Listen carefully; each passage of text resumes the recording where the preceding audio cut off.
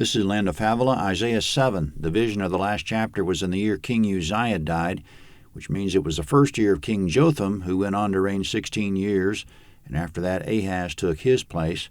During Ahaz's reign, verse 1, in the days of Ahaz, the son of Jotham, the son of Uzziah, king of Judah, Rezin the king of Syria, and Pekah the son of Remaliah, king of Israel, went up to Jerusalem to war against it, but could not prevail against it. Comment: the political geography of the time was that Judah and Israel were divided. Judah was on the south and Israel on the north. Israel was also known by the names Samaria, Ephraim, and the northern kingdom. And to the northeast of Israel there was Syria. Its capital was Damascus. As verse 1 just said, when Ahaz was king of Judah, the kings of Israel and Syria were Pekah and Rezin. Those two attacked Judah at separate times and carried off hundreds of thousands of captives from Judah. But they didn't prevail against Judah, as verse 1 says, because they failed to overthrow Ahaz.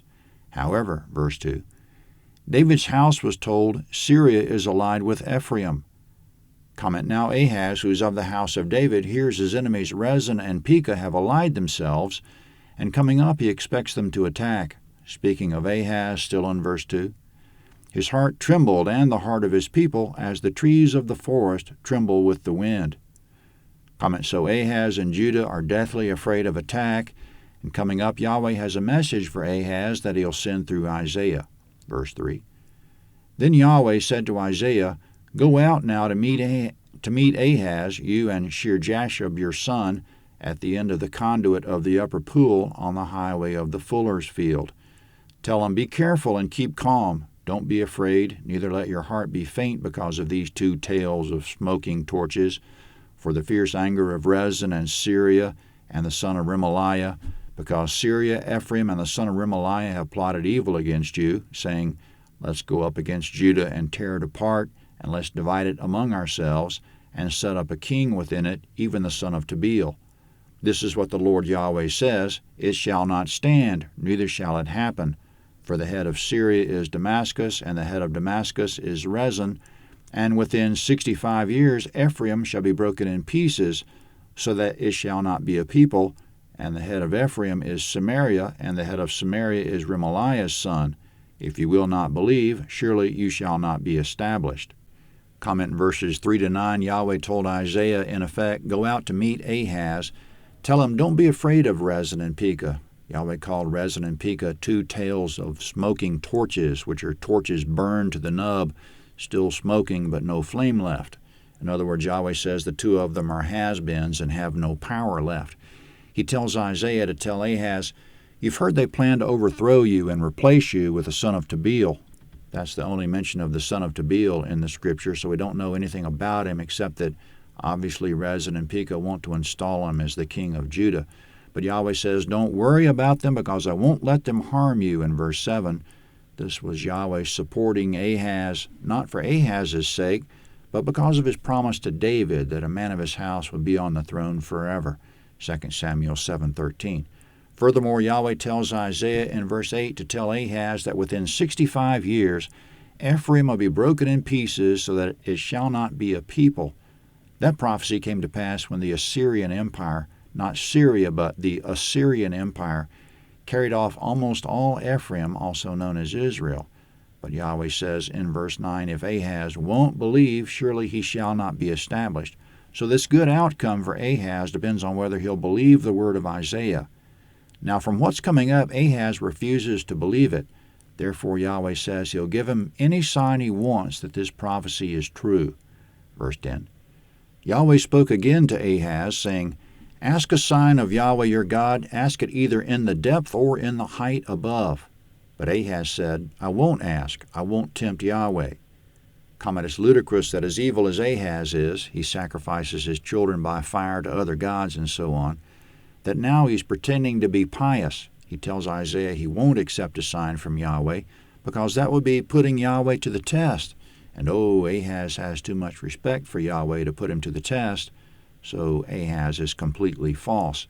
Therefore Isaiah says to Ahaz and his entire house, the house of David, verse 13, he said, listen now, house of David, is it not enough for you to try the patience of men that you'll try the patience of my God also? Therefore the Lord himself will give you a sign. Behold, the virgin will conceive and bear a son, and shall call his name Emmanuel. Comment in verse 13, Isaiah says Ahaz is trying the patience of men, particularly the patience of Isaiah, that means, and he's trying Yahweh's patience because Yahweh's offering him a sweet deal that he'll prove himself to Ahaz, and it's frustrating that Ahaz won't take the deal. Ahaz doesn't believe Yahweh will protect him from Pekah and Rezin. He could have asked for the sun to come up on the wrong end of the sky or anything else as a sign, but he won't take Yahweh up on it. Then in verse 14, Yahweh said to him, in effect, you refuse to pick a sign? Okay, then I'll pick one for you. The virgin will conceive and bear a son, and shall call his name Emmanuel. So why a random prophecy about the Messiah at this point, and why something so far in the future that Ahaz won't see it in his lifetime? What does the virgin birth of Jesus have to do with Ahaz, and what does it have to do with God running out of patience with him? In answer, the virgin birth means that Yahweh's cutting Ahaz off from being associated with the Messiah, because if there's a virgin birth, the Messiah won't come from Ahaz's seed. It's a disowning of Ahaz. It was a word that the Messiah will not come forth from his body. It'll play out that Ahaz's line will eventually lead to Joseph. Matthew chapter 1 traces that line, but then Joseph won't actually father the Messiah. Mary will conceive as a virgin, cutting Ahaz's body out of the picture, but still the Messiah will inherit the right to the throne through Ahaz's line. This is why twice already in this chapter, in verses 2 and 13, it was stated that this prophecy wasn't just to Ahaz, but to the house of David. But there's a hitch. God was already on record telling David that the Messiah would proceed from his own body, 2 Samuel 7:12. So how could God break that promise by bringing the Messiah forth from a virgin? Your narrator doesn't have all the answers, but we can start by affirming that the promise wasn't broken. Somehow the virgin birth was a disinheriting of Ahaz without disinheriting David. It probably has something to do with Joseph's two genealogies, the one in Matthew chapter 1 and the different one in Luke chapter 3. Matthew 1 gives the tracing of Jesus' legal right to the throne through Ahaz's line, and Luke 3 is perhaps Jesus' genetic connection to David through Mary, which is to say that Heli in the Luke genealogy is Joseph's father-in-law and Mary's father. That line goes back to David as well, so that would give David his promised bodily link to the Messiah. It's certainly possible in the law of Moses that a man, speaking of Joseph in this case, could have two lines of male-to-male inheritance, one legal and the other genetic, say a genetic father and a legal father, or in this case perhaps a father-in-law, same as it's possible for any of us in modern times to have one genetic father and another legal father, and thus two genealogies. If the listener will suffer one more technicality, there was a particular case in the law of Moses of one Zelophehad who had daughters but no sons, Numbers chapters 27 and 36. Zelophehad petitioned Moses that the daughters might receive his inheritance. Moses took it to Yahweh, and Yahweh granted it. It was thereafter written into the law of Moses that inheritance could pass to a woman, and from her to her husband and to the next generation.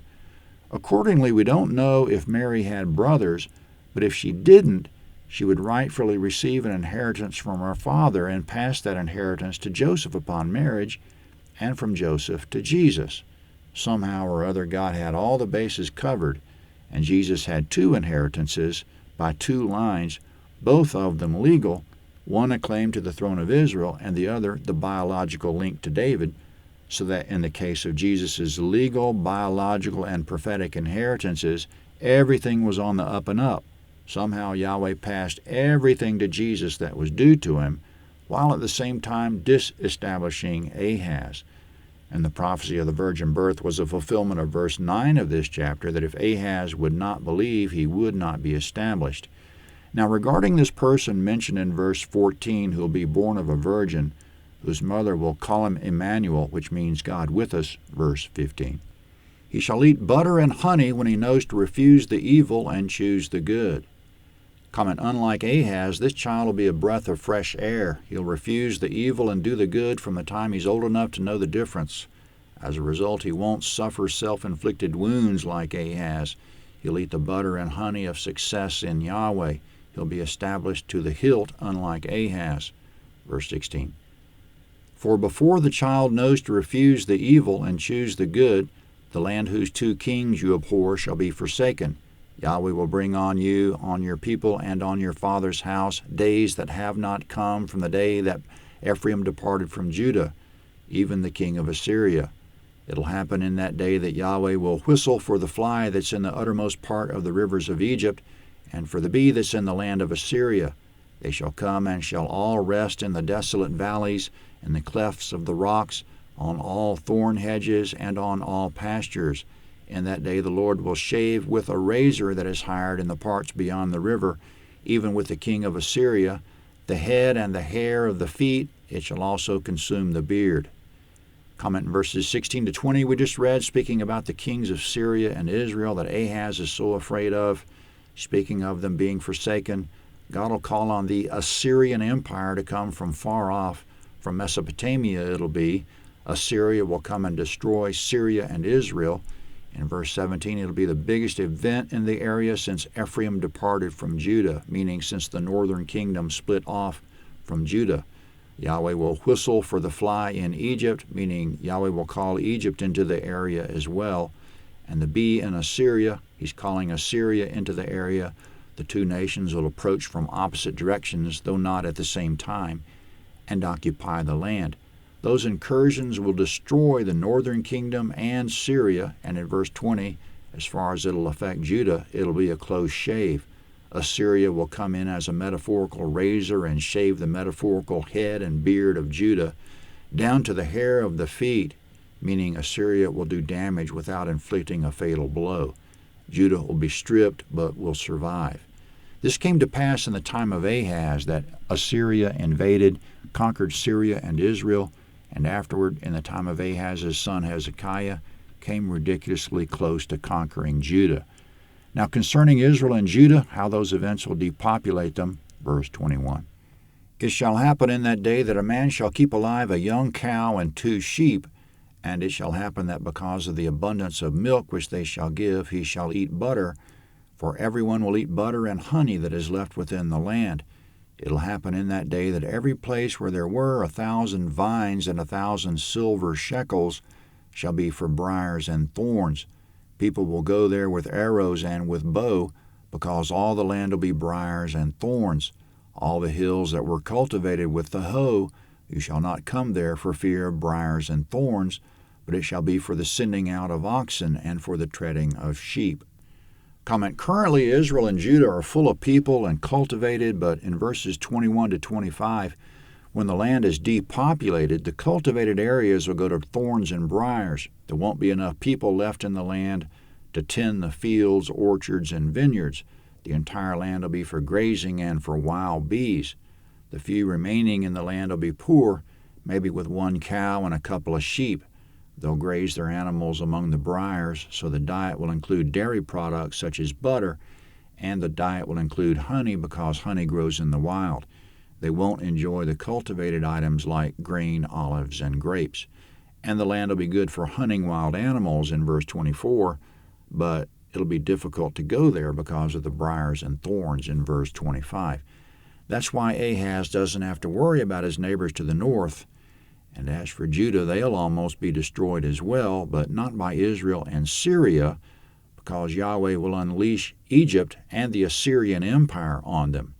This is all reliable information, but Ahaz chooses not to believe it. If he had believed the word of Yahweh, he could have been established in verse 9. We can take a lot of lessons for ourselves from this chapter, but let's just point out one takeaway, that if we do not have faith that God will take care of our biggest problems, we will not be established. Maybe we'll even be cut off from the Messiah. Isaiah 8 is next.